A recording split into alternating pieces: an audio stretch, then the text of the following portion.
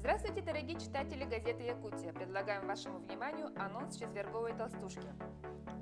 Зарплата не реже, чем 2 раз в месяц. С 1 октября вступают в силу изменения в Трудовой кодекс, по которым установлены четкие сроки выплат заработной платы через каждые 15 календарных дней.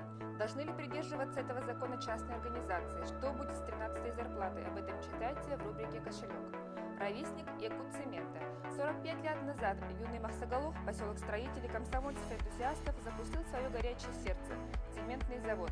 С этого времени началась история Якутцемента и одного из 1000 человек, на котором держалось и держится производство простого рабочего, ровесника цемзавода Игоря Коржаева.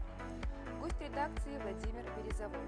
Директор регионального технологического колледжа в Мирном Владимир Березовой родился в Киргизии и всю жизнь провел в Мирном. Жесткий директор, который сам признается, что у него драконовские методы. При этом добрейшей души человек, вот уже 9 лет занимающийся разведением пчел.